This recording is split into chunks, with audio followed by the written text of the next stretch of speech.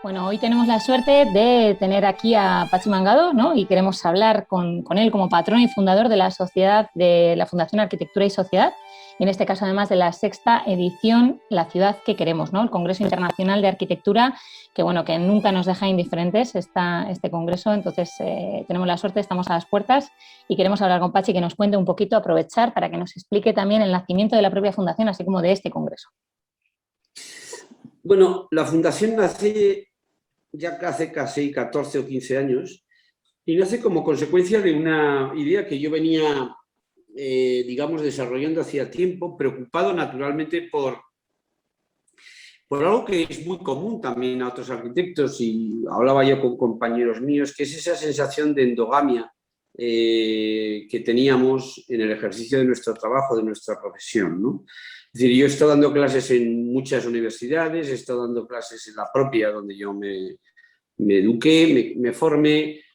De alguna manera he tenido la suerte también de hacer edificios con unas implicaciones sociales, económicas, políticas, pero tenía la sensación de que no lográbamos establecer una relación suficientemente fructífera e intensa en el sentido de explicar que los arquitectos hacemos mejor arquitectura cuanto mejor entendemos la realidad sobre la que actuamos, por un lado, y esa realidad se nos convierte en un hablante mucho más fructífero en la medida en que la gente entiende la arquitectura también desde un servicio, entiende desde un valor, lo entiende desde un derecho, lo entiende desde una oportunidad.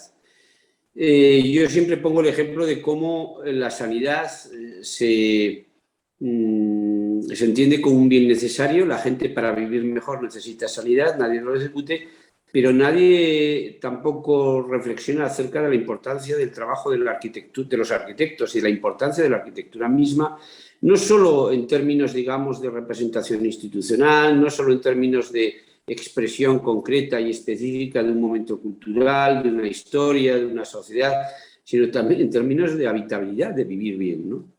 Y cuán importante era y cuán esencial era el que las decisiones, las oportunidades que se ofrecían cuando uno diseñaba una ciudad o diseñaba un edificio, cuán importante eran en términos, digamos, de implicaciones sociales. En definitiva, esto significaba también establecer un lenguaje, establecer unos conceptos que pudieran servir para relacionarse mejor entre los arquitectos que hacíamos la arquitectura y aquellos a los que servíamos. Tenía poca esperanza con los mecanismos académicos que veía, desde luego tenía muy poca esperanza con que aquellos que encargaban la arquitectura, a excepción hecha del poder público y no siempre, fueran capaces de entender estos valores de la arquitectura. En general, ellos lo único que veían era una serie la única lectura que veían de unas lecturas diversas, como ofrece la arquitectura, era simplemente la económica, la más pragmática. La arquitectura se reducía a un hecho puramente constructivo, a un hecho puramente material o comercial, y por lo tanto tampoco tenía esperanza que por esa línea pudiéramos establecer una relación más fructífera, ¿no? Y decidí que, sin embargo, una fundación amplia, una fundación en la que participara gente cuya única condición era la inteligencia y el interés por la arquitectura, independientemente, es más, abundando en que procedían de distintos sectores, de distintas profesiones, de distintas áreas sociales, pues pensé que esa fundación sí que podía ser un crisol importante que podría generar una serie de mecanismos para que la gente entendiera cuál era nuestro trabajo, cuán importante era y cómo merecía la pena, en definitiva, invertir en buena arquitectura y en buena ciudad. Claro, la fundación empezó a trabajar, empezaron a producirse determinados programas, y uno de los programas que seguramente ha tenido más interés, tuvo desde el primer momento, fue los propios congresos de arquitectura y sociedad. Que si quieres, a ver, no es que son muy importantes en sí mismos y son muy intensos, pero sobre todo son muy significativos. Esto es lo que ocurre. La Fundación, la verdad es que hace muchísimos otros programas y procura desarrollar otras actividades, no siempre fáciles en este mundo, porque, insisto, no es un mundo en el que vivimos en el que destaque y se valore la búsqueda de la profundidad, sino lo inmediato, como puedes saber, pero bueno, pero intentamos hacer otras actividades, pero sin duda el Congreso es una de las actividades más importantes. Un Congreso que de alguna manera representa y escenifica de una manera muy rotunda esta idea de arquitectura y sociedad, puesto que la mayor parte de sus participantes proceden de distintas disciplinas. Los primeros 4 congresos se centraron mucho en la arquitectura, siempre en esta arquitectura que yo podría resumir en términos de una relación exquisita, ajustada y justa entre medios y fines. Esto responde naturalmente a una ideología que yo sustento, que es que no me interesan para nada las arquitecturas, digamos, exageradas, o las arquitecturas que no se corresponden con una visión inteligente de la realidad. No me interesan nada esas arquitecturas muy del fasto, del gasto, o poco conscientes del contexto. Por lo tanto, en esa, digamos, nebulosa ideológica se desarrollaron esos 4 congresos y decidimos que los 4 siguientes tenían que especificar de una manera más expresa la importancia de la ciudad como el contexto máximo, hombre, o de la otra sería el paisaje. Dentro de otros 4 congresos, seguramente el próximo grupo será el paisaje, pero nos parecía que la ciudad era fundamental. Este es el segundo congreso, que va con un año de retraso debido a la pandemia. Es el congreso donde menos intervención hay de arquitectos y más pues, de sociólogos, de visión política, que es importantísimo. La ciudad, al final, la polis viene de la política, de cómo gestionar la polis, ¿no? Desde el punto de vista económico, etcétera, etcétera. Por lo tanto... Y además hablaremos un poquito más adelante de ello, ¿no? Porque tal y como apuntabas ya, echas en falta, ¿no? Que digamos, políticos se impliquen un poquito más allá que en lo puramente económico, ¿no? Pero bueno, ¿cómo nace la idea de este congreso en una ciudad como Pamplona? Porque acabas de hablar de ciudad, acabas de hablar, bueno, arquitectura, tenemos muy buena arquitectura en Navarra, no vamos a echarnos flores, pero es así.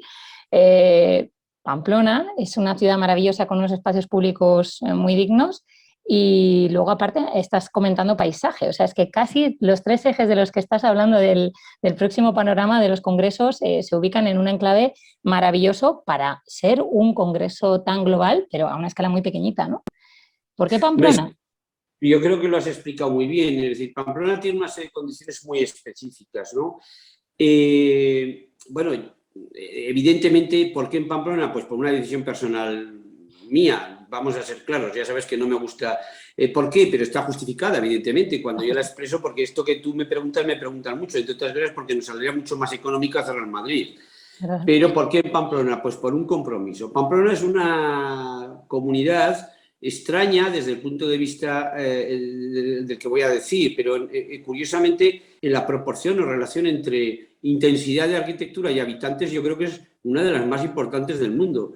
Ha habido figuras en la historia de la arquitectura moderna y contemporánea, es decir, las más recientes, muy significativas, que yo creo que podría decir que han liderado la arquitectura española de alguna manera, han generado cantidad de alumnos. Tenemos una escuela de arquitectura en una comunidad muy pequeña que durante muchos años se ha gestionado y se ha elevado a ser una de las más importantes de Europa, con unos resultados muy importantes que han tenido un reflejo inmediato en la ciudad, algo que es muy valorable.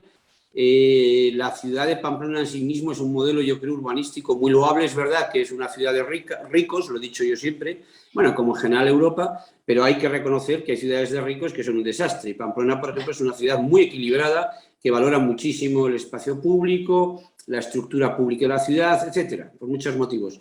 Y evidentemente con el ánimo de subrayar, de abundar en esta idea, nos pareció muy importante que la fundación, que además es una fundación de arquitectura y sociedad de Navarra y creada por un navarro, pues contribuyera a abundar, a intensificar este valor arquitectónico de Navarra. Navarra no es solo San Fermines, Navarra también tenemos un patrimonio cultural y una inteligencia muy pujante. Y desde luego tenemos también un interés por la arquitectura que yo, insisto, siempre en términos proporcionales a la comunidad que vivimos, la calificaría de las más intensas del mundo, quizás junto a una comunidad tan pequeña como puede ser Suiza, que es parecida, ¿no? Bueno, no en tamaño, evidentemente, pero quiero decir en proporción. Me parece que es una gran intensidad arquitectónica la que se desarrolla en esta comunidad. No me gustaría que si yo podía contribuir de alguna manera no lo hiciera. Claro, Ahí está, hay que dejar el granito de arena. Bien, hablabas de la fundación, una fundación surgida por un navarro y en Navarra, ¿no? Pero, sin embargo, Bueno, no vamos en a la Navarra. web. No en Navarra, no. No en Navarra. Una fundación creada por un navarro que tiene una condición navarra como condición fiscal, básicamente, Vale. pero que nace con una voluntad absolutamente internacional. Quiere ser una fundación en el mundo. Claro, y a eso, ahí va a ir directamente porque cuando navega por la web y ve, ¿no?, todas las personalidades y los expertos que componen el patronato, ¿no?, todos los patronos, bueno, pues se emocionan, ¿no?, de ver tanta gente, tantos expertos, los tengo todos aquí en un listado, de aquí y de allá, ¿no?, de todo el lugar del mapa, ¿no? Y además comentábamos también en alguna ocasión, bueno, cómo además ese patronato se está rejuveneciendo constantemente, ¿no? Y teníamos, bueno, nuevas personas con ideas frescas como podían ser Belinda Tato, Carmen Moreno, ¿no? También muy feminizadas. Bueno, hay un hecho real, la fundación tiene que evolucionar. Es una fundación que no se ha hecho para gloria de un personaje o de un patrono, con esto no estoy criticando nada, al revés, el 95% de las fundaciones nacen de un personaje. En este caso, yo quería que fuera una fundación con un carácter muy independiente de alguna manera del socio fundador. Tengo que luchar para que así sea, porque en realidad al final, desafortunadamente, es bastante dependiente, pero lo que sí me parecía es que fuera una fundación que estuviera muy conectada precisamente a su lema, ¿no?, a la sociedad, que por lo tanto procurara establecer una relación con esa sociedad en términos y que por lo tanto por su propia naturaleza también ella misma tenía que constituirse en coherencia con ello. La arquitectura cambia. Cuando nosotros creamos la fundación era un formato, había una serie de gente, la gente también pasa el tiempo, creo esencial, yo me voy haciendo mayor, creo esencial introducir gente muy joven porque me parece que es fundamental que participen de ella, que la cambien, que efectivamente se demuestre que la fundación está muy por encima del fundador. Por eso agradezco a toda la gente que interviene, que ayuda. No somos una fundación rica, somos una fundación, yo diría, muy pobre, bueno, vamos a dejarlo así, pero que tiene una proporción de eventos y de actividades muy grande. Me gustaría que fuera así, y eso solamente es posible desde la ayuda de gente muy generosa, ¿no?, a los que agradezco desde ya todo lo que están haciendo. En ese sentido, parece razonable que el futuro de la fundación pase por incorporar gente joven. Y ahora mismo hay gente joven extraordinaria, la ha habido siempre, pero hay una gente estupenda. Y sí que esto seguirá cambiando. En el futuro la idea es introducir gente cada vez más joven, sí. Muy bien. Esta es la idea, sí.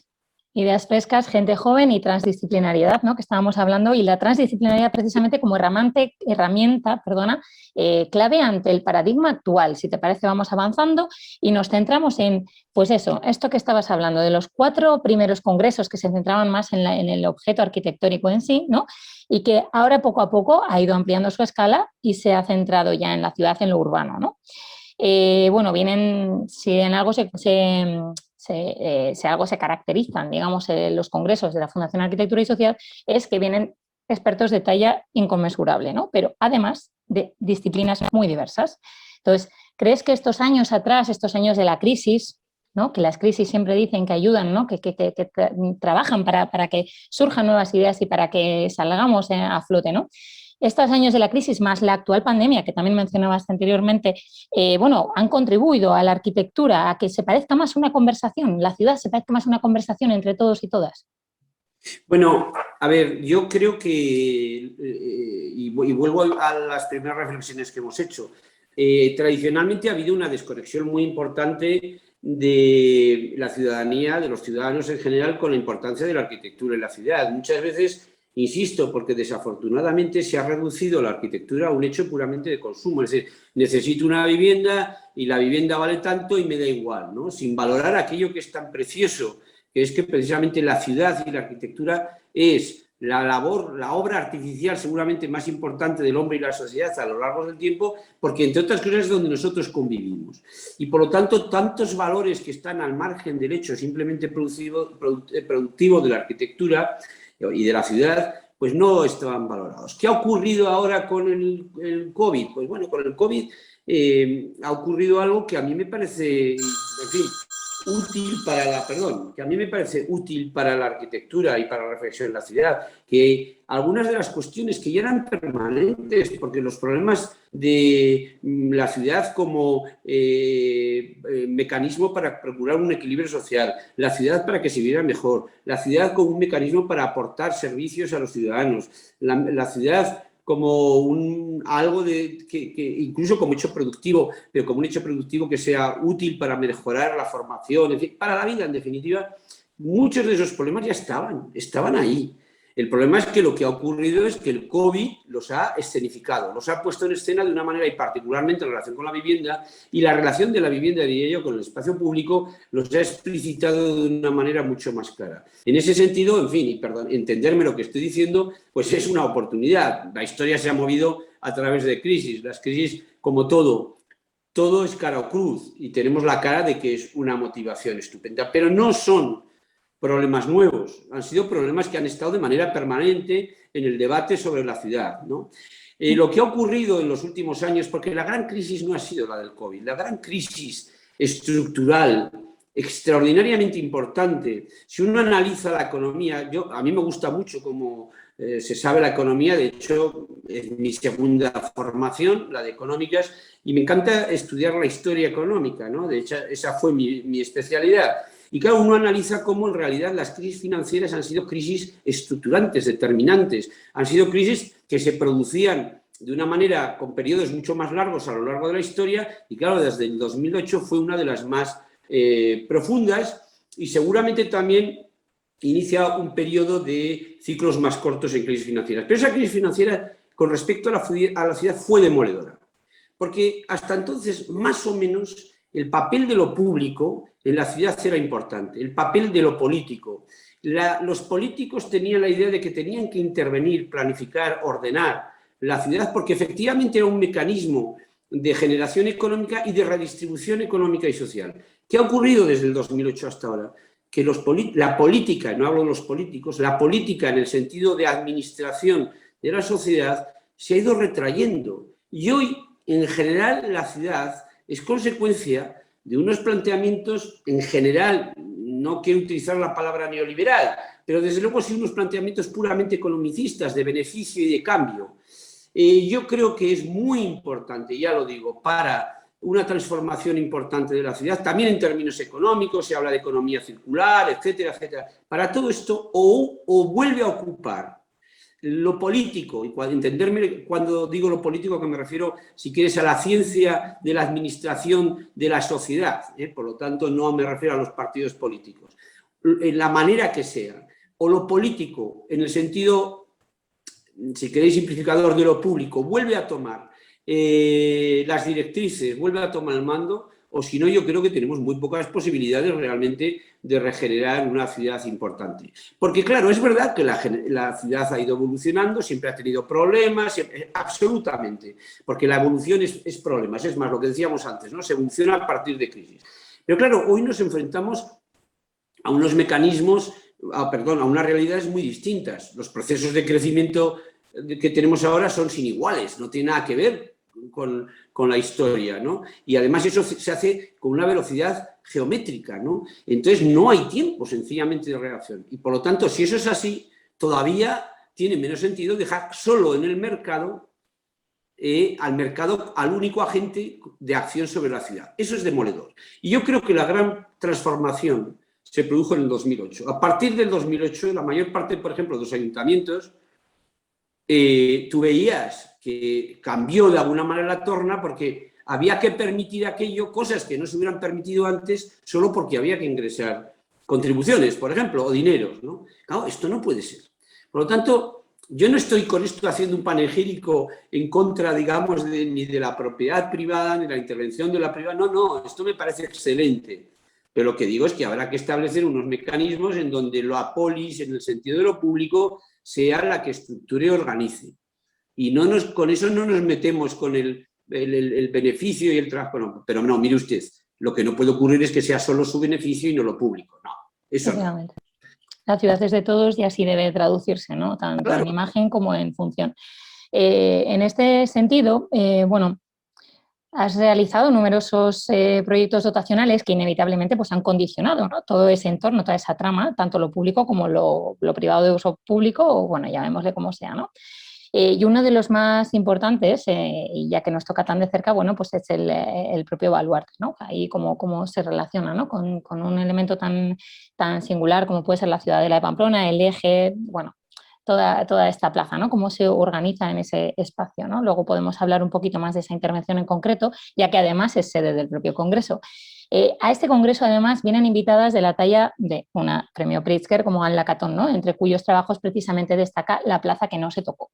Estamos muy lejos de estar cerca de esa administración en la que acepta que alguien se presenta a un concurso y gane para decir que esta plaza no necesita ser regenerada, no necesita hacer una nueva plaza, no necesitamos hacer una nueva plaza, simplemente con mantenimiento esto sale adelante. ¿Crees que nuestros políticos, nuestra polis está preparada como para que alguien gane un concurso así? Bueno, no, porque en general, este ejemplo que habéis puesto de Anne Lacaton y Jean-Philippe Vassal es un ejemplo que a mí me parece paradigmático respecto a cuál tiene que ser la respuesta del arquitecto. El arquitecto lo que tiene que hacer es pensar sobre la realidad. Es decir, nosotros no tenemos la arquitectura, claro que es un hecho formal. Bueno, trabajamos con formas, instrumentalmente nos expresamos con formas, pero mire usted, este es el gran problema de nuestros días. Las formas son consecuencia de unos fundamentos. Si no existen esos fundamentos, pues estamos reduciendo la arquitectura a un hecho puramente representativo, a unas imágenes, a una caligrafía, etcétera, etcétera, que es lo que ocurre hoy en día, por cierto, en gran medida. No, la arquitectura es objeto y consecuencia, mejor dicho, de las reflexiones. Y las reflexiones tienen que surgir de un objeto al que trabajamos, que es el objeto de la sociedad misma, la realidad misma, ¿no? A mí me gusta decir que la realidad es la mejor motivación para hacer arquitectura. No tenemos que inventar nada. Hoy cualquier invento, además, está caduco, no tiene ningún sentido. Empiezas a ver gente que hace cosas rarísimas, ¿no? Mire usted, no, la sociedad, la realidad está ahí, los problemas están ahí. Y a mi entender, el buen arquitecto es el que piensa en esos problemas de una manera diferenciada. O mejor dicho, intentando descubrir cuál es realmente el fundamento de esa realidad. No la realidad que se ofrece a primera vista, simplificada, o peor aún, ofrecida por puros eslóganes por no sé quién, porque vivimos por eslóganes de mantras. Incluso de marcas, eso es. Claro, hoy, pero no solamente la arquitectura, esto lo podría seguramente suscribir cualquier otro profesional o cualquier... No, hoy es que tenemos que analizar las cosas, es decir, nos falta pensamiento, nos falta tiempo para analizar y criticar las cosas. El no proyecto, que es un gran proyecto, en este caso de Anne Lacaton y Jean-Philippe Vassal, tiene que ver con eso, con pensar. ¿Cuál es su proyecto? Pensar y llegar a la conclusión de que seguramente es una plaza estupenda, que no merece la pena hacer nada o como mucho echar para plantar 4 árboles. Y esto es así. Los arquitectos estamos tan fascinados con el objeto, en el sentido simplemente de autonomía formal, que necesariamente tenemos que hacer cosas, ¿no? Bueno, hoy vivimos, por ejemplo, unos tiempos que eso está cambiando, en el sentido de que hacer arquitectura hoy debía ser tanto construir como destruir, o mejor dicho, derribar. Hay muchísimas cosas que se podrían derribar y serían un buen hecho arquitectónico, no sé si me explico, ¿no? Sí. O incluso lo que está ocurriendo, y que es muy loable y muy razonable, que es que entender que la ciudad, toda ella es reciclable, ¿no? No solamente el tejido histórico, porque antes se hacía rehabilitación o restauración en el tejido histórico. Hoy es un concepto mucho más amplio, ¿no? Hoy lo que hay que hacer es reciclaje de la ciudad. Al ser reciclaje estamos hablando de valores no solamente históricos, sino valores económicos. Y eso hace que efectivamente cualquier parte de la ciudad sea utilizable, ¿no? Entonces, en fin, a mí me parece que lo que pasó en el Baluarte, por ejemplo, yo recuerdo que era un concurso de los 400 y pico que se presentaron, bueno, las bases eran taxativas. Ahí había una plaza, bueno, mejor dicho, un gran parking. Entonces, las bases, es decir, el que hizo las bases no pensó nunca en estructura urbana, pensó en que había que poner en medio de aquel sitio un gran edificio. ¿En qué estaba pensando? Estaba pensando fundamentalmente en hacer un edificio representativo, pero como objeto. Y mientras que yo dije, no, bueno, lo más representativo es el papel urbano de un edificio que está en medio de la ciudad, que va a ser institucionalmente importante, que tiene una dimensión pública importante, que tiene una significación incluso histórica importante. Lo primero que tiene que hacer es hacer ciudad. porque si no, ¿qué sentido tiene? ¿Y qué pasa? ¿Que eso está en detrimento de lo formal, del objeto? No, hombre, al revés. Fundamenta, da sentido al objeto, lo hace más importante incluso. En fin, yo creo que ¿qué ocurre? Que todas estas dependencias, si quieres, o mejor dicho, todas estas oportunidades que nos ofrece la realidad, que no son dependencias, sino oportunidades, claro, si no las haces o no las analizas o no las estudias, yo les digo a mis estudiantes de una manera inteligente, lo cual requiere formación y no superficialidad, pues claro, se convierten efectivamente en elementos muy condicionantes. Pero mire usted, pasa lo mismo con los artistas. No vea problemas, vea oportunidades. Vea oportunidades. Vale. Hablaremos un poquito después del objeto, ¿no? Del objeto arquitectónico como articulador precisamente de un urbanismo que puede ser incluso, pues eso, poético, ¿no? Eso lo dejamos para el colofón final. Pero mira, precisamente, como hablabas me ha hecho... he caído porque justo tengo aquí apuntada para hablar también de una entrevista que te hizo en su momento a Nacho Sabalbeascoa, y precisamente tengo subrayado que el alcalde de Teulada que te preguntó, ¿no? Ponía aquí, pero no me das un proyecto espectacular, ¿no? Y que yo le pregunté si lo que quería era un proyecto espectacular o un buen proyecto, ¿no? Entonces, con esta frase creo que lo decimos todo. Claro, y eso lo decía, fíjate, un buen alcalde, ¿eh? O sea, no estoy metiéndome con él. Era un hombre súper preocupado por su ciudad. No puedo hablar mal de ese alcalde, al revés, tengo que hablar. Era un buen alcalde y tiene todos mis respetos.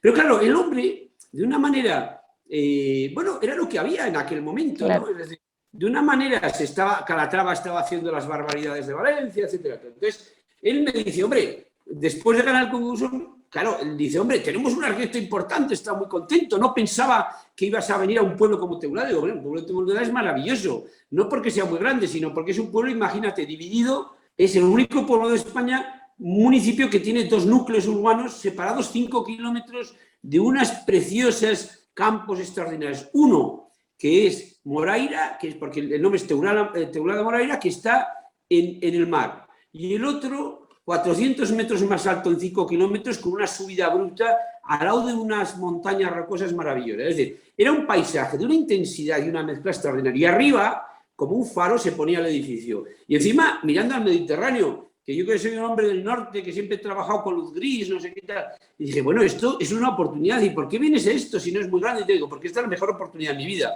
Y bueno, entonces nos harás un proyecto vistoso. No, me dijo, un proyecto, ¿cómo has dicho? Era un espectacular, tenemos aquí, ¿no? Como, espectacular, pues ¿no? Espectáculo, no era la palabra, era, no, bueno, en fin. Sí, de artificio, ¿no? De luces y de... Dije, alcalde, ¿tú qué quieres? ¿Un proyecto espectacular? Un buen proyecto. Porque mira, para hacer espectáculo me pongo en medio de la plaza y me desnudo. ¿Qué quieres que te diga? Mira, yo creo que te refieres a que quieres un buen proyecto, que no tiene nada que ver con ser espectacular. Le dije, ¿tú quieres un proyecto que mejore con el tiempo? ¿Tú quieres un proyecto que incluso, fíjate, le dije, deje constancia de tu periodo como alcalde? Fíjate, vamos a ponernos incluso, ¿tú quieres un proyecto que realmente signifique en la ciudad, del que se sienta orgulloso? Porque eso no sé si es espectacular, le dije. El espectáculo acaba con la inauguración, por su propia esencia. ¿Tú qué quieres? ¿Permanencia? ¿Quieres que me fije realmente en estas, que establezca, por ejemplo, un mecanismo que era parte de la memoria que escribía de unión entre el pueblo alto y el pueblo bajo, que siempre se andan picando a través de este edificio? Bueno, en definitiva, hoy es uno de los edificios que a mí más satisfacciones me da, porque encima la gente va, hay unos conciertos maravillosos, tiene una utilidad extraordinaria. Bueno, pues esto eran los tiempos. Yo creo que esto también es verdad que ha cambiado, pero está cambiando afortunadamente. Pero bueno, es esto, ¿no? Es decir, la arquitectura, entre otras cosas por su condición, y la ciudad por su condición formal, efectivamente, corre un riesgo extraordinario de estar desposeída de los valores más profundos, más intensos, más ideológicos, que llamo yo, y se queda simplemente con las banalidades de la representación, y no me refiero a la representación institucional o social, sino la representación. Hoy corremos el riesgo de que las escuelas de arquitectura se conviertan, como les digo ya a mis alumnos, en escuelas de diseñadores gráficos aplicadas a las fachadas. ¿Entiendes? Lo que no puede ocurrir, y esto es dramático, que yo, por ejemplo, hace poco fuera una obra, que estoy rodeado de ingenieros, de no sé qué tal, de estructura, de tal, bueno, y van hablando, y de repente dicen, bueno, pero eso puede afectar a fachada, habrá que hablar con Pachi. Y les dije, fuera todos, porque si vosotros pensáis que lo que estáis hablando de una instalación, de un falso techo, de no sé qué tal, eso no es arquitectura, yo no soy un asesor de fachadas, fuera todos. Claro, pero forma parte también, lo podríamos hablar de la realidad económica y de cómo se está produciendo la arquitectura. Lo que pasa es que no, en fin, yo ya sabes que empiezo a hablar, entonces vamos a abrir ordenadamente. Salen aquí melones, ¿verdad?, para poder hablar. Que me gustaría desarrollar y es cómo se produce hoy la arquitectura. El hecho productivo, a qué se ha reducido el proyecto, que es una cosa puramente, digamos, corporativa, en donde la globalidad del proyecto, esa fusión de la complejidad en algo que se condensa y se convierte en un proyecto que naturalmente tiene parte cognoscitiva, digamos, racional, pero tiene otra que es intuitiva y por lo tanto más sintética. Eso ha desaparecido. Hoy se hace la arquitectura en despachos grandísimos de ingenieros y tal que están divididos por departamentos, el departamento de ventanas, el departamento de no sé qué. Claro, si reducimos la arquitectura a un puro hecho productivo, en donde da igual la arquitectura no a un valor de la función, sino del funcionalismo más primitivo y más reductivo, pues claro, es que no se puede hacer. Y entonces, esto no es arquitectura, eso es construcción. Entonces, claro, la ciudad va a sufrir esto. Comentabas en una ocasión también que a ti te gusta rodearte de los tuyos, precisamente hablando sobre esto, ¿no? Que te gusta rodearte de, ¿por qué no?, arquitectos que calculan las estructuras, ¿no? Arquitectos que diseñan de 0 a 100, o que incluso son ellos los encargados de diseñar esa manilla de las puertas, ¿no? Claro, bueno, claro, por supuestísimo, porque una de las cosas, afortunadamente, y vuelvo a decir, la crisis que está viviendo la enseñanza y la propia profesión de la arquitectura hace que muchísima gente estupenda, jóvenes arquitectos, estén retomando algunas de nuestros trabajos que nosotros estamos abandonando, como es, por ejemplo, todo el tema de las estructuras. Oye, yo tuve una formación de estructuras en la escuela extraordinaria, que no tiene nada que envidiar a las de ingenieros de caminos, y dicho con todos mis respetos. Pero lo mismo digo de otras instalaciones, etc. Entonces, claro, como hoy no hay trabajo para todos, ¿qué ocurre? Que muchas de estas esferas las están otra vez retomando arquitectos. Yo me siento encantado de trabajar con ellos. Y no, insisto, no estoy despreciando, ni mucho menos a los ingenieros, que yo tengo que agradecer tantísimo en los proyectos a veces tan complejos que he tenido que hacer sus aportaciones. Para mí son coautores como yo.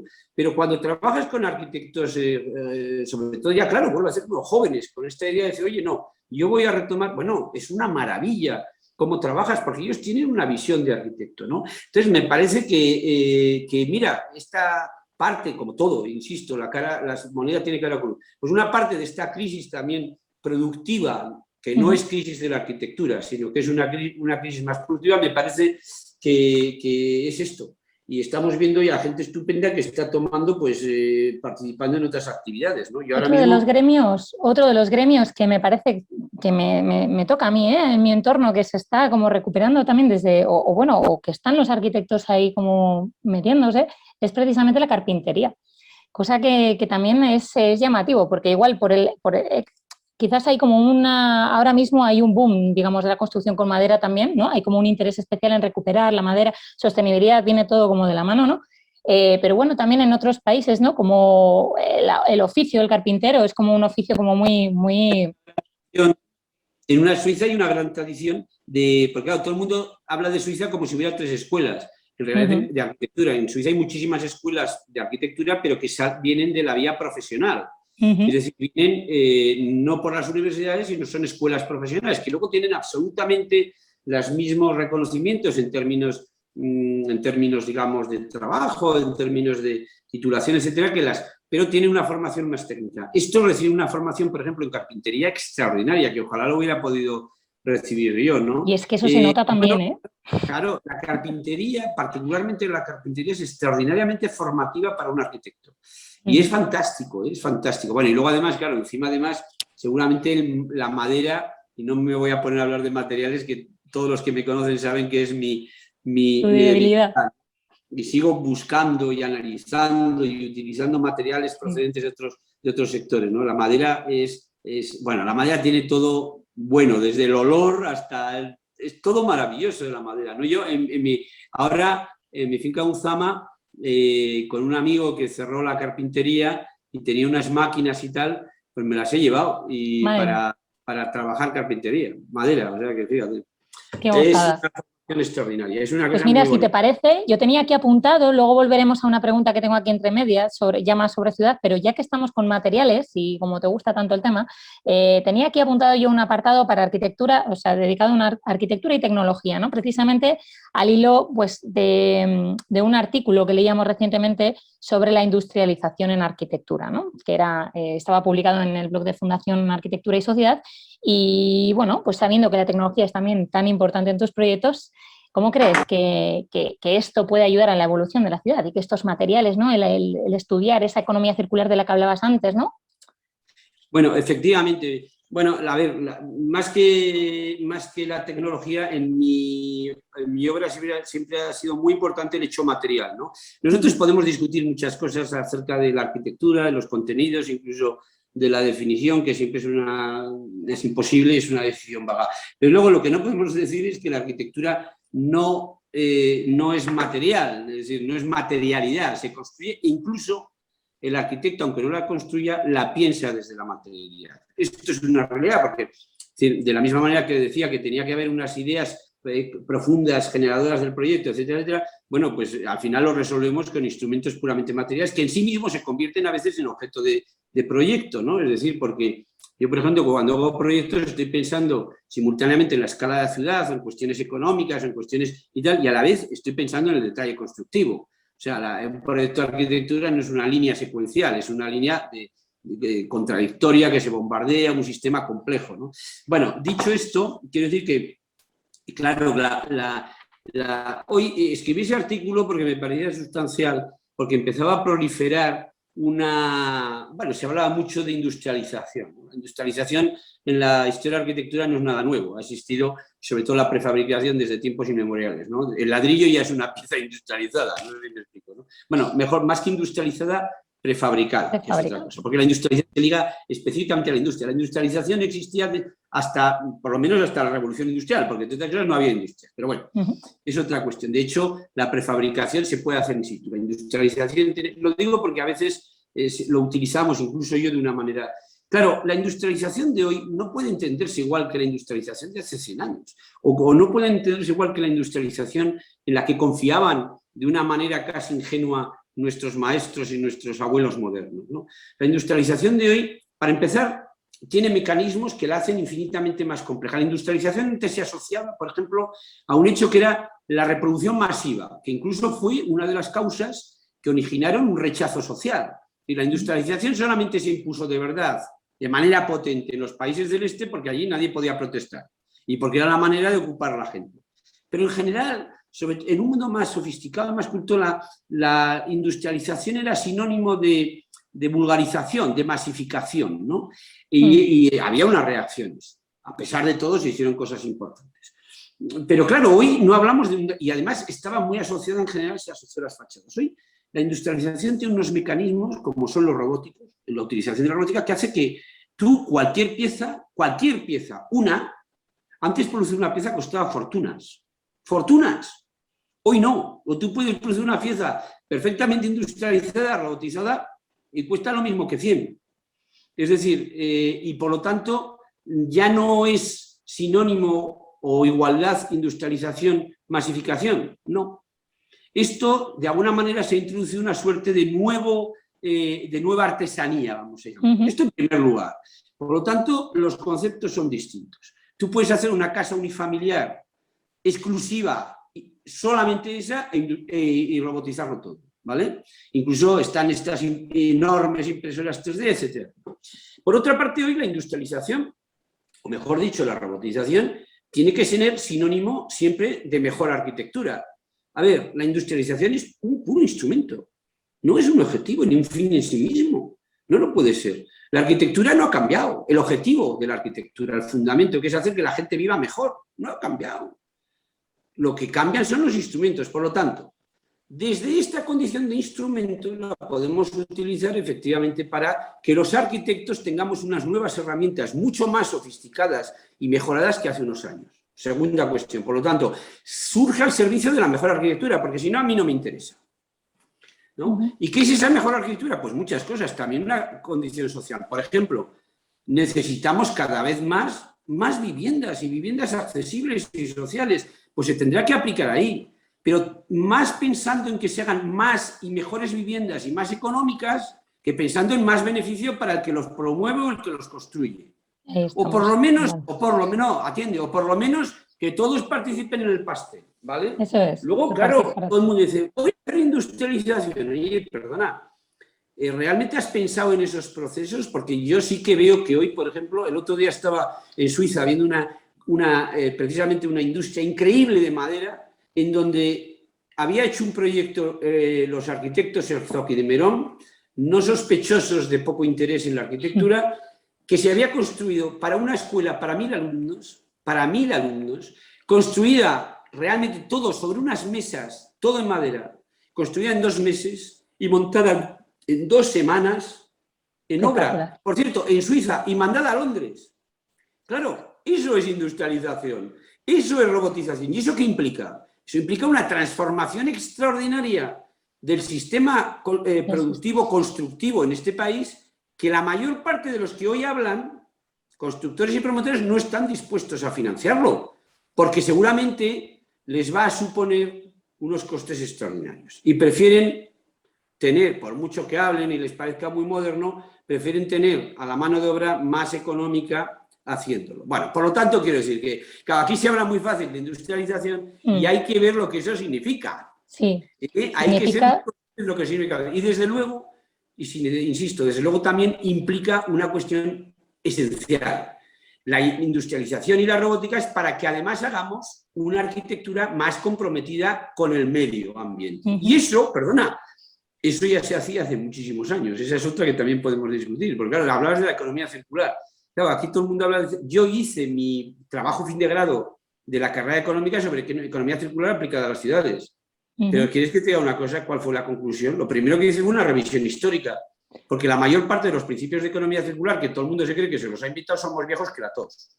Eran precisamente los principios que gestionaban la economía de la ausencia de medios, es decir, la economía de la pobreza. ¿Me explico? De lo local a lo local, ¿no? No, la economía de la pobreza de hace cientos de años, siempre, siempre. Tú porque eres muy joven, pero mi madre y mi abuela aprovechaba lo que se cocinaba a la mañana para hacer una magnífica comida a la cena. Es decir, se ha reciclado. A ver, la sociedad... A esto hemos aprendido en la pandemia también, te digo, Pachi. A esto hemos aprendido en la pandemia, que no nos atrevíamos a ir al súper y ahí... Va a ser útil la pandemia. Por lo tanto, no, quiero decir, ¿esto significa que quite importancia a estos conceptos? No, ni mucho menos, ni mucho menos, al revés. Al revés, simplemente digo, recurramos a la historia para darnos cuenta cuán importantes son estos conceptos. Han sido. El problema es que durante los últimos años hemos sido tan ricos, algunos, claro, algunos, ¿eh? Sí. Esa es otra, ¿eh? Es que, claro, estamos hablando del mundo cuando yo siempre digo, mira, este congreso que vamos a hacer en Pamplona, lo primero que voy a decir yo, oiga ustedes, este es un congreso de ricos, para hablar de ciudades de ricos. Porque mira, mi amigo, diré, el exalcalde de Barcelona, no me sale, Joan Clos, que ha sido además presidente de Habitat ONU, a mí me decía, mira, Pachi, mira, te lo voy a preguntar. Hablemos de la ciudad del futuro. Una ciudad como Libreville, en África, pobre. ¿Sabes cuánto tiene el alcalde de Libreville para invertir en infraestructuras urbanas por habitante de Libreville y año? De una cantidad que te parezca obscenamente baja. Ni idea. Me pillas ahí. Un euro. 1 euro por habitante. Por habitante y año. Y año. Al año. ¿Pero de qué estamos hablando? Pues de la ciudad de la pobreza, de la ciudad del futuro. Nosotros hablamos de las ciudades, por muchos problemas que tengamos, es que a veces olvidamos esta perspectiva, por muchos problemas que tengamos, estamos hablando de problemas de ricos. Sí, sí, nadamos en la abundancia, eso está clarísimo, sí. Bueno, en fin, y esto, cuidado, esto no quiere decir que mañana no me llame un señor que no le llega al pobre para pagarse la casa, no sé qué tal, y me diga, oye, perdona, eres un sinvergüenza porque es verdad, estoy hablando en términos globales, estoy hablando en términos globales, no sé si apaga me el teléfono, ¿no? por si acaso. Bueno, en términos globales. O sea, quería hacer un pequeño inciso, Pachi, porque hemos estado hablando de robótica, y el otro día en una conversación nos contabas, nos dabas nos anunciabas nos dabas una sorpresa, nos decías que en Pamplona precisamente se está montando algo importante, ¿no?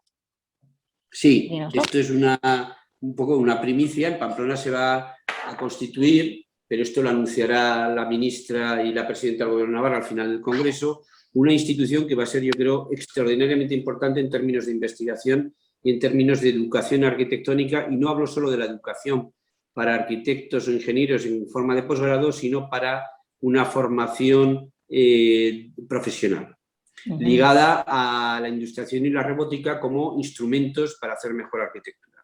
Va a tener una parte de investigación, va a tener una parte docente, la docente en las dos versiones, como digo.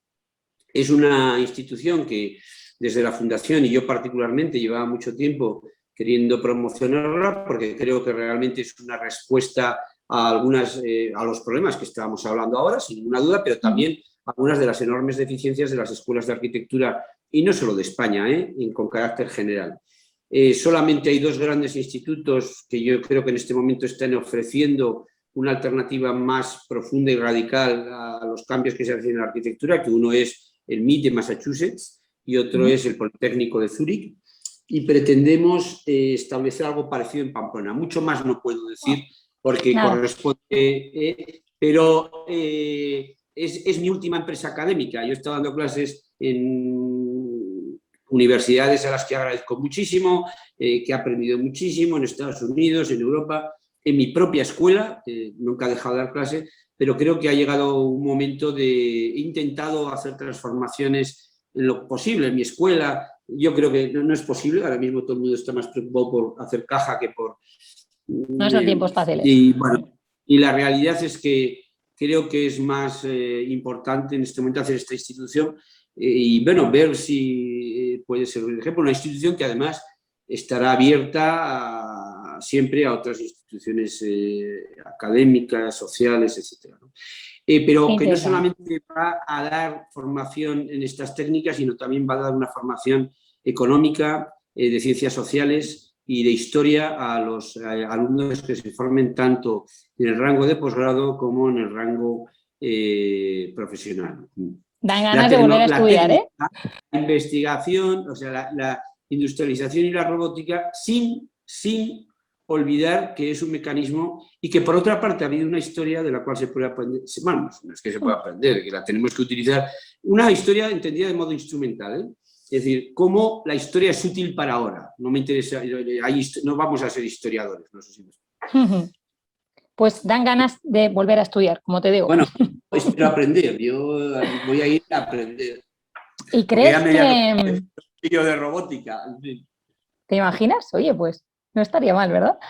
Buena jubilación, ¿no? Ahí pensando más allá. Sí. Bueno, entonces, ¿crees que, ya me voy a meter un poquito en el conceptos como la belleza, ¿crees que este tema de la robótica y de la industrialización y tal choca con el tema de la belleza? ¿O es precisamente todo este pensamiento y esta educación que tenemos que tener de base, ¿no?, la que nos ayudará a mantener ese equilibrio, ¿no?, y a hacer cosas bonitas, entre comillas? No, yo creo que son cosas completamente independientes. Quiero decir, no, es más, o pueden ser perfectamente complementarias, ¿no? La belleza para mí es un objetivo en la arquitectura. Pero, a ver, ¿sabes lo que ocurre? Que a mí no me gusta hablar de la belleza, entiéndeme, sí, me gusta hablar de la belleza, pero a veces me sonrojo un poco, ¿no? Porque yo creo que la belleza debe ser una condición implícita en la arquitectura, no algo de lo que se hable. Es decir, hay gente que dice, mira qué edificio más sensible, mira qué edificio más bonito hecho. Bueno, a mí eso como que da un poquito vergüenza, siempre me ha parecido. No sé, es que, a ver, yo en un buen edificio leo la belleza, la intuyo, pero no hablo de ella. Es como uno se habla de, no sé, hay que ser un poco pudoroso, ¿no? La belleza es una condición esencial, claro que sí. La emoción, todas estas cosas existen. No solamente existen, deben estar en el proyecto, pero mi tesis es que son consecuencia, que esas son consecuencia también de la inteligencia. Y alguien puede decir, no es verdad, es una cosa simplemente de intuición y tal. Bueno, podríamos entrar en una discusión muy larga. Es verdad que yo, por ejemplo, en muchos momentos de la arquitectura, cuando hago proyectos, no solamente acepto, sino me parece esencial el conocimiento que decía antes, intuitivo, es decir, un conocimiento sintético que siempre viene, por cierto, del aprendizaje y que naturalmente sí que creo que existe esa intuición y esa, sí, llámale como quieras, pero todo eso tiene que ver con el proyecto en sí, con el trabajo en sí, ¿no? Es decir, esta pedantería a veces de hacer, he hecho un proyecto bello, bueno, por otra parte, discutir qué es bello o no, o sea, por eso te digo, no sé, me parece que es esencial, forma parte, pero que no sé si deberíamos hablar demasiado de ella, simplemente debemos hacer buenos edificios que serán bellos. Sin embargo, a ti, bueno, y esto lo tenía preparado más como para el final, se te relaciona con esa arquitectura, ¿no? Una arquitectura más sosegada, con la arquitectura del lugar, con la arquitectura poética y la que genera pues esa emoción cuando uno atraviesa ese umbral del edificio en el que se ubica o incluso que aparece en la plaza, ¿no? Y muchas veces también he encontrado referencias que haces o menciones que haces a grandes referentes tuyos como pueden ser Moneo y Siza, que de alguna manera también algunos lo considerabas como genio, leía en una entrevista, y a otro lo considerabas como más inteligente, ¿no? Y en ese momento en el que se encuentra en esa conjunción, bueno, pues ya es una explosión, ¿no? ¿Crees que el urbanismo, y volviendo un poquito a lo que es la esencia del Congreso, el urbanismo como tal, que es la ciudad planificada a 20 años vista, puede llegar a ser poética, puede llegar a emocionar? Hombre, sin duda, ¿no? Es decir, si tú habrás ido a muchas ciudades y te has emocionado. Quiere decir que la ciudad puede ser causa de emociones intensísimas y profundas, y en mi opinión debe serlo, absolutamente. Sí, ¿no? Yo no pensaría en una ciudad que solo responda a patrones puramente de eficiencia o patrones económicos, a patrones racionales. No, claro que tiene que ser una ciudad en donde tú te encuentras una calle que de repente se inclina, se tuerce, donde la luz pasa rasante. Todo eso es un momento de belleza, ¿no?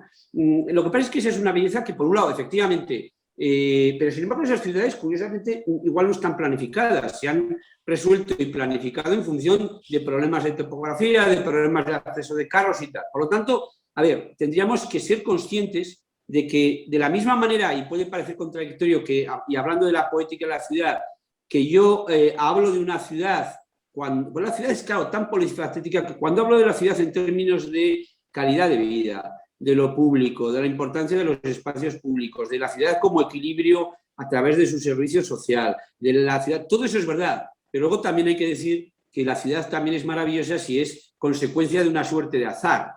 Una ciudad estrictamente y totalmente planificada seguramente puede ser terrible, y eso aunque responda a los cánones más racionales y más digamos, honestos en términos éticos, en términos, bueno, la ciudad como la arquitectura. Lo que pasa es que, a ver, me has tocado un tema que es muy, muy interesante, ¿no? La ciudad también tiene que tener su parte de libertad, como ha demostrado la historia, ¿no? Lo que es importante es definir un marco básico, y que yo lo defino de concordia pública, y a partir de ahí, en ese marco, dejar que se desarrolle libremente.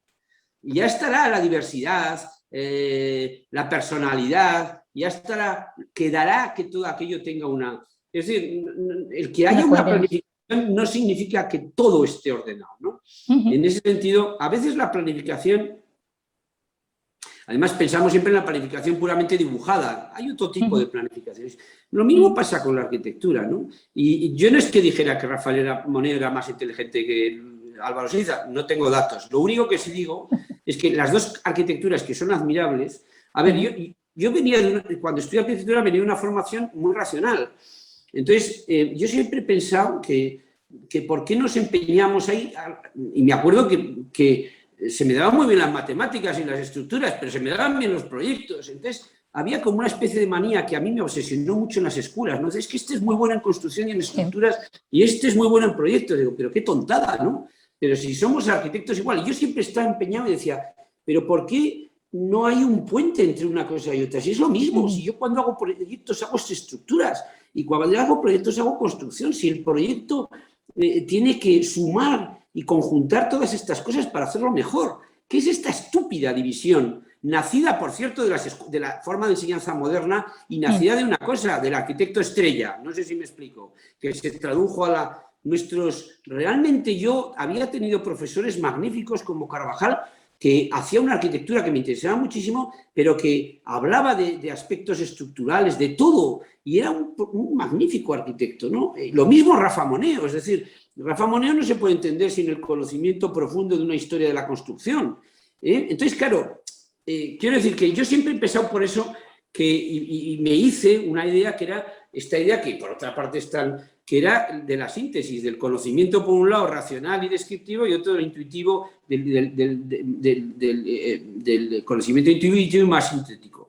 Pero al final, claro, si sigues con eso también aparece la división, pero la razón es que efectivamente no hay un conocimiento artístico si no hay un trabajo previo.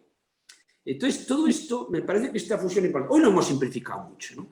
Claro que la arquitectura me parece, insisto, cuando hablabas antes de sensibilidad, de belleza, de emoción, de todo esto, pues claro que la tiene que tener, pero entonces, ¿qué ocurre? Que sí que es verdad, luego, en términos instrumentales, que hay arquitectos, uno como Siza, que abunda más en ese conocimiento intuitivo, más sintético, si quieres, que no me gusta llamarle creativo, sino esta condición, mientras que un arquitecto como Rafael Moneo, que tiene una de las inteligencias más solventes que yo conozco, pues efectivamente es un conocimiento, él utiliza otros instrumentos, que es ese vastísimo conocimiento muy inteligente de la historia y lo utiliza para hacer una arquitectura. ¿Una es mejor o peor? No, son dos modelos. A mí me gusta integrarlos. Es verdad que me gusta que el primero nazca del segundo, en este orden, pero bueno, en fin, no sé si me expreso. Es que esto es un tema que tampoco es tan fácil. Y ahora que has hablado también y por otra parte es el eterno tema. Es el eterno tema, es verdad, ¿eh? Y esa dicotomía, la verdad que yo la he vivido también en mis carnes, ¿no? Este es más de números, este es más de proyectos, este es más de dibujitos. Esto es absurdo. Es absurdo, Humillaban sí, a es la un gente. absurdo. Yo veo como la gente de proyectos, particularmente eran los de proyectos, humillaban. Es que, coño, este va a ir para genio y el otro pues para tonto, porque sabía mucho de construcción de estructura. ¿Qué me estás diciendo? También tenía que ver con que los proyectos no enseñaban ni construcción ni estructura. Esto fue terrible. Si yo, haciendo un proyecto, desaprovecho la estructura o desaprovecho la construcción, incluso para crear belleza, ¿de qué estamos hablando? Esta división absurda que se produjo, y que tiene que ver, por cierto, con una deriva de nuestras escuelas de arquitectura en que han dejado de ser escuelas politécnicas para convertirse en sucedáneos de Beaux-Arts. Y eso va a acabar creando arquitectos y asesores de fachada, y si no, el tiempo. Pues mira, hablando precisamente, hablábamos de Moneo, hablábamos de Siza. Precisamente hace unos días aparecía, pues eso, pues esto que estás en las redes sociales y tal. De repente, pues había una persona que lanzaba un tuit en este famoso mundo en el que, bueno, que nadie te ve la cara y entonces criticar es gratis, ¿no? Y hablaba, bueno, pues de edificios contemporáneos que eran horrorosos prácticamente, ¿no? O sea, extremadamente horribles, ¿no? Y entre ellos había algún ejemplo precisamente de Moneo, ¿no? Cosa que, bueno, todo el mundillo arquitectónico saltó a la gresca y decían que en qué sentido, o sea, que quién estaba aquí hablando de qué.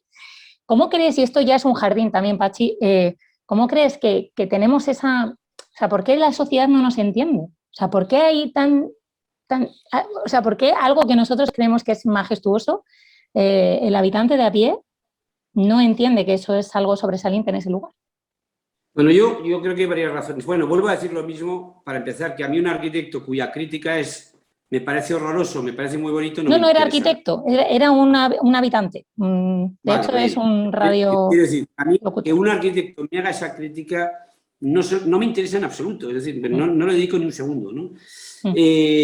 Porque me parece que no, que la arquitectura es mucho más seria y más profunda que eso. Ya te digo que a mí hablar de que es bonito o feo me parece, bueno, para empezar, aparte que me parece un nivel, hablando del arquitecto, un nivel mínimo de formación, pues no, es que me da hasta como vergüenza hablar en esos tonos. Bien, dicho esto, otra cuestión es que, por ejemplo, si estoy mañana contigo en mi estudio, nos entendamos perfectamente o con un íntimo amigo, oye, qué feo, ¿no? Qué mal, no sé qué. Vale, pero ya sabes lo que estás diciendo, no es un tema, ¿vale? Vamos a ver, esta es una pregunta muy importante y que la Fundación está detrás y eso forma parte de uno de sus objetivos, dificilísimo como es natural. Bueno, en primer lugar, yo creo que la formación básica que nosotros tenemos en los colegios y en los institutos, y no sé si tú, por ejemplo, hablo de España, no desconozco otros países, a mí me parece en términos de formación artística lamentable. A ver, ya no hablo de mis tiempos, que yo no lograba pasar de Mesopotamia, no sé si me explico. Empezábamos las clases y nunca pasabas de Mesopotamia. Y luego decías, bueno, historia del arte 2. Decía, bueno, coño, como mínimo empezaré en Mesopotamia. Dice, no, y volvían a empezar otra vez, no sé por qué era más intensa. Bueno, no sé, pero ya como mucho llegabas a Egipto. Vamos, una cosa Es verdad. Primero, una falta de... Ahora yo creo que eso se ha resuelto con los nuevos bachilleres que puedes elegir artes de arte. En primer lugar, y creo que hemos tenido una formación muy deficitaria en la formación básica en cuanto a formaciones artísticas, ¿no? A una formación artística. Dentro de lo que es, además, la formación artística, entre comillas, y por lo que veníamos diciendo hasta ahora, claro, la arquitectura es un hecho infinitamente más complejo. La arquitectura es una de las bellas artes. Bueno, sí, bien, pero mire usted, la arquitectura es un hecho económico. La arquitectura es un hecho, como hemos dicho, mecánico, estructural, etc. La arquitectura tiene una dimensión social. Dice, es que el arte tiene una dimensión social. Hombre, el arte tiene una dimensión social, sin duda. Pero a ustedes, que nosotros hacemos viviendas. Fíjense si tiene su dimensión social. O hacemos ciudades. O contribuimos. Fíjense si tiene una dimensión social. Es puramente mercantil, mucho más que los cuadros, a pesar... Bien, quiero decir con esto que además... efectivamente, esa realidad tan compleja no se ha desbrozado, no se ha organizado a la hora de explicarlo a la gente. Yo he tenido experiencias, por ejemplo, de edificios en los que efectivamente me decía, oye, qué feo es eso que has hecho. Me decía la gente, cuidado, eso, y la gente yo sí lo admito.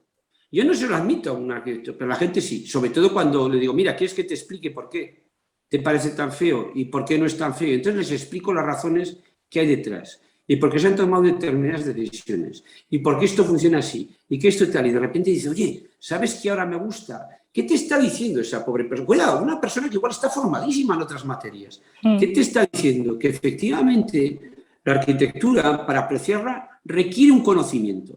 Requiere un conocimiento. Una precisamente de las funciones casi imposibles, pero de la Fundación es intentar, en la medida de lo posible, cubrir ese conocimiento. ¿Por qué nosotros nos empeñamos tanto en tener en el patronato gente no de nuestras disciplinas o que a estos congresos vaya gente que no sean arquitectos? Bien, pero es que los arquitectos durante muchos años nos hemos empeñado en separarnos de esa sociedad. Yo creo que ha habido 3 momentos de ruptura desde la modernidad que son importantes. Yo he escrito sobre esto un artículo y que lo primero fue una ruptura cultural. Es decir, la modernidad, sin ninguna duda, para una ciudadanía que venía acostumbrado a los modelos históricos, clásicos, etcétera, que había pasado un siglo XIX muy ecléctico, pero que en fondo reconocía todos aquellos elementos del lenguaje, vienen una serie de señores y ponen a hacerse efectivamente edificios como máquinas. Bueno, hubo una ruptura cultural. Es decir, cuando los autores de los manifiestos radicales, bueno, esto es lo que ha pasado en la historia, pero no era un hecho social. La mayoría seguían haciendo arquitectura clásica. Por lo tanto, luego hubo algo que a mí me parece que fue importante, que tiene que ver después de la Segunda Guerra Mundial, Primera y Segunda Guerra Mundial, que es una ruptura de tipo estructural importantísima en aquel momento, que es que efectivamente la necesidad de reconstruir las ciudades obligó a un urbanismo solo supuestamente basado en los cánones modernos, pero que en realidad fue aprovechado fundamentalmente por la gran parte de especulación. Es decir, los cánones modernos de la ciudad estarás o no estarás de acuerdo, pero desde luego ellos no habían pensado en que fueran fructíferos para los especuladores. Porque claro, es muy fácil. La arquitectura, la ciudad moderna especulativa, bueno, es porque usted solo ha leído una parte de la ciudad moderna. No ha hablado de los servicios, no ha hablado de los espacios públicos, no ha hablado de otras cosas. Claro, se ha dedicado a hacer arquitectura masiva, a hacer viviendas masivas. No. Por lo tanto, pero ahí sí se produce una reacción estructural que solamente la vemos a partir de los años 80 y 90, cuando la gente dice, oye, vaya mierda de ciudades que nos han hecho. ¿En qué sitios vivimos? ¿En qué barrios sin servicios? Claro, la gente en la posguerra, pues, y hablo de la posguerra fundamentalmente, de la Segunda Mundial, pues bueno, vivía donde necesitaba vivir, pero luego hubo una reacción. Y en ese sentido se produjo, digamos, lo que yo he calificado una ruptura entre la arquitectura y la sociedad fundamentalmente estructural. Y la tercera y última es una ruptura disciplinar por nuestra parte. Los arquitectos, en vez de darnos cuenta de que íbamos alejándonos de la sociedad, en vez de decir, oye, hay que hacerlo más participante, por ejemplo, explicar cómo los arquitectos en España tuvieron un papel extraordinario en la democracia, cuando se dedicaron a cubrir montones de déficits que habían creado en la época, que se habían quedado en la sociedad de la dictadura.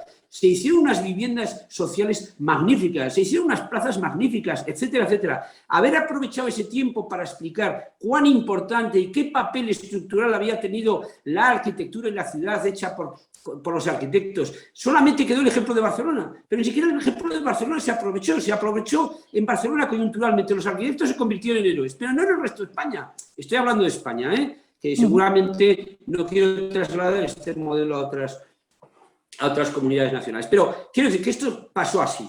Entonces, claro, bueno, en vez de hacer eso, nos cerramos y dijimos, vamos a cerrar las escuelas y, oye, y vamos a hacer escuelas solo... Y al final, muchos arquitectos se cerraron ahí, empezamos a educar a nuestros alumnos. Luego ya vino, efectivamente, el propio mundo evoluciona y la arquitectura se convierte simplemente en imágenes, los años aquellos de los arquitectos estrellas, no sé qué, no sé cuántos. Entonces, ¿por qué? Los arquitectos estrellas nacen efectivamente como consecuencia de una vulgarización de la arquitectura más productiva. Hay dos, no os engañéis, para mí, esta especie de arquitectura de las estrellas, no sé qué, que se pone edificios en cualquier lado, independientemente de sus contextos, de sus posibilidades, de sus realidades, es tan comercial, solo que utilizan la imagen como comercio, que es arquitectura especulativa que ha destrozado, por ejemplo, el Mar Menor. No hay mucha diferencia.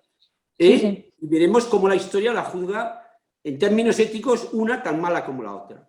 La arquitectura tiene que servir, y servir no es servilismo. Servilismo sería hacer lo que la sociedad quiere. Servir significa dar más de lo que la sociedad reclama, incluso a veces a costa de la sociedad. Ya comprendo que este es un discurso que habría que matizarlo, pero es así. Entonces, ¿qué ocurre? Que se han creado esas rupturas y hoy es muy difícil que una gente de la ciudad haga un comentario un poquito más allá de me gusta o no me gusta, me parece feo o no. Necesitan conocimiento. Eso es inadmisible en un arquitecto, pero la gente de la calle lo puedes entender. Sí. Y sin embargo no sé nosotros... si suficientemente si he glosado la respuesta, pero yo creo que es... Sí. Y esto, claro, y lo que decía antes de la enseñanza tiene que ver con esa realidad también, claro. Todo se basa en la educación, ¿no? En una educación de base. Sí, no era más una pregunta, sino una reflexión, porque es algo que con lo que recientemente me he encontrado, ¿no? Es muy importante esta pregunta que has hecho, es muy importante. Está muy bien hecha. Sí, pues además, una frase tuya es que todo el mundo tiene derecho a la arquitectura, no solo los ricos, y podríamos añadir, no solo la gente que no sabe de arquitectura, ¿no? Entonces... sí, yo voy más allá y digo, todo el mundo tiene derecho a la buena arquitectura, no solo los ricos. Eso es, a la buena arquitectura. Por cierto, luego la mayor parte de los ricos se hace una arquitectura que es una porquería. Madre mía, no me digas, que yo siempre digo, tanto dinero tan mal invertido, pero bueno. Pues exactamente. Seguramente hay un momento a partir del cual la cantidad de dinero es inversamente proporcional a la calidad arquitectónica. Estoy convencido. Puede ser, ¿no? Ese punto de inflexión. Mira, si te parece, ya que es un placer estar de charla contigo, Pachi, supongo que tendrás el tiempo súper limitado, así que voy a ir cerrando.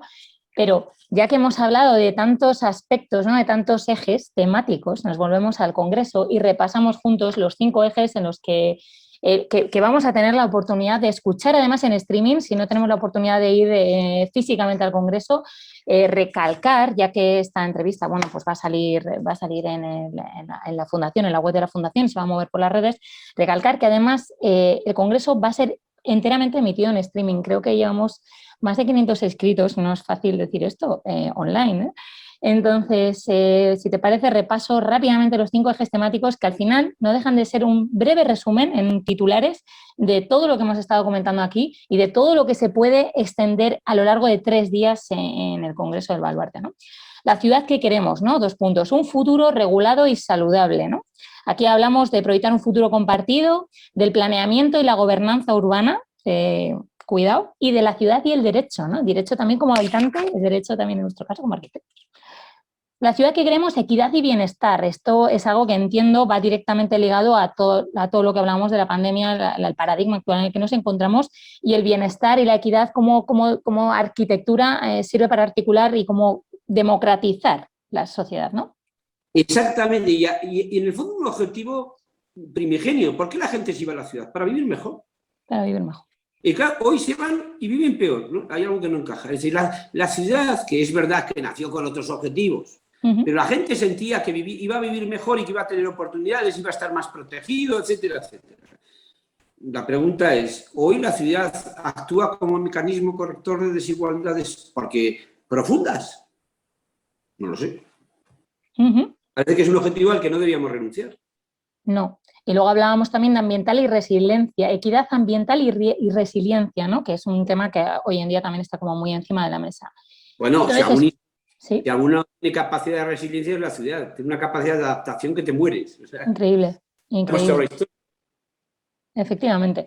Espacio público y ciudad cercana, ¿no? La famosa ciudad de los 15 minutos, ¿no? A la que hace años yo recuerdo también en la carrera haber estudiado y de repente hoy en día también encima de la mesa de todos los ayuntamientos, ¿no? La necesidad de los usos mixtos y de poder llegar a todas las dotaciones, bueno, pues caminando, ¿no? A la mejor medida posible, en la medida de lo posible. Y luego hablamos de emergencia climática y de la nueva economía. Aquí, bueno, me imagino que esto también hablabas de... que ver con la economía circular, que es una cosa que a ver, a mí se me conoce por mis edificios, pero tú sabes que siempre he tenido una gran afición a la economía, y entonces esto de la economía circular me parece particularmente interesante como modelo, ¿no? Casi como configurar un modelo. Bueno, es difícil de explicar en una charla, incluso un modelo casi econométrico, ¿no? Pero porque tiene mucho que ver, creo, con la arquitectura.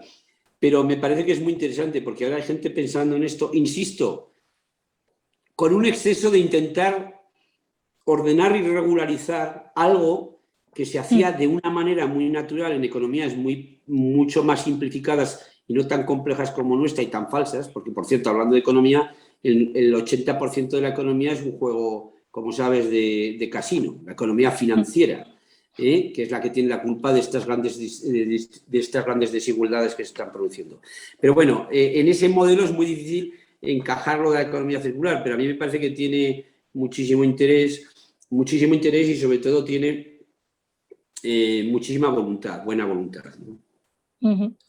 Pues ahí está. Luego teníamos... Hacerlo en pequeños barrios, en pequeñas zonas. A eso voy ahora. No tanto, igual no se puede implementar a un sistema global, pero sí por tramos, que es lo que está pasando, se está haciendo así.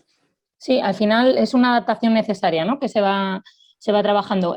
Esto vincula también con otro de los ejes, que es las nuevas formas de vida, nuevas formas de habitar, y entre tantas está el tema de la regeneración urbana de la que hablábamos antes, o como podíamos leer en otra entrevista que te hacía, en la entrevista a la que mencionaba que te hacía Anachu, que bueno, que es el momento de no recuperar solamente, porque es una necesidad, la ciudad existente, pero no solo los centros, sino también esas periferias cercanas a ese centro, ¿no? Que hoy en día ya son centros reales de las ciudades, ¿no? O sea, esto también va de la mano. Claro. Esto es muy interesante. Esto tiene que ver simplemente con el tránsito que decía antes de la palabra de restauración, rehabilitación, que estaba asociado fundamentalmente a los cascos históricos por dos motivos. Obviamente, primero, por su valor histórico y segundo, por el mantenimiento normalmente de gentes desfavorecidas en el centro, etcétera. Y claro, esto ya hay que ir a un sistema, a una visión más amplia, ¿no? Y tenemos que hablar precisamente de reciclado, ¿no? En una de las R's de la economía circular. El reciclado en un sentido más general, que sin menospreciar los valores históricos, los valores sociales, etcétera, habla de una manera mucho más cruda del puro valor económico, ¿no? Del puro valor, digamos, que merece la pena restaurar, arreglar, transformar determinados edificios, pues simplemente porque tiene un valor económico, ¿no? Es el caso fundamentalmente no del centro, sino de los primeros círculos o de los segundos círculos de la ciudad, o simplemente de algunas periferias, y de manera muy particular, por ejemplo, de algunos de los centros industriales que hace unos años estaban en la periferia y que se han convertido en el centro, ¿no? Es decir, todo el mundo entiende, además son contenedores en general con una estructura muy ordenada, muy recia, por lo tanto muy poco condicionadores a la hora de introducir usos muy diversos.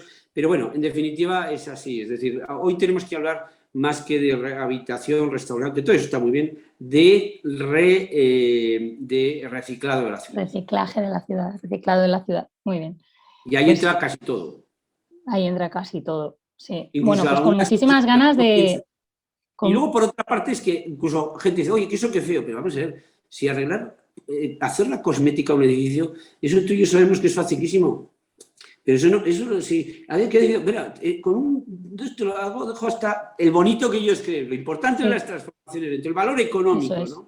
Eso es. Pero bueno, yo creo que eso es esencial, sí. Bueno, está muy bien. Sí, pues con muchísimas ganas de las... ¿Sí?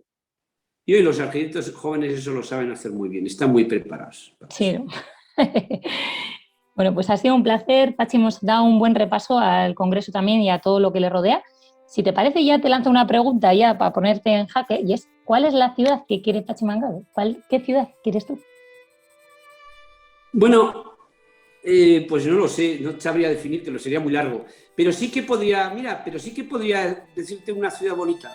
Y bonita en el sentido que yo creo, que es una ciudad muy equilibrada entre lo público y lo privado, en una ciudad que dote de mucho valor, y ahora estoy hablando más en lo arquitectónico, luego hablaré en otra dimensión, que dote mucho valor al intersticio, al tránsito entre ese público y el privado, que dote valor también a lo fragmentado o a lo más pequeño frente a lo más grande, una ciudad, desde luego, que utilice, que sirva como equilibrio social, una ciudad que no se avergüence de que viva gente con indigencia, una ciudad bueno, con esa capacidad de transformación. En fin, bueno, es que claro, es muy difícil, me haces una pregunta pero entonces como tengo que obligarme, digo, una ciudad que me guste, una ciudad que he dicho antes, una ciudad bella, no una ciudad bonita, no sé, entre comillas, bonita, en unas comillas muy grandes. Sabiendo que ese concepto de bonito es profundamente personal y subjetivo. Una ciudad bonita, es decir, cuando Pamplona es una ciudad bonita, por ejemplo. Oye, pues me parece una manera muy circular de terminar esta conversación, Pachi. Pamplona es una ciudad muy bonita. Muchísimas gracias, ha sido un placer, he estado encantado. Bueno, pues me alegro mucho.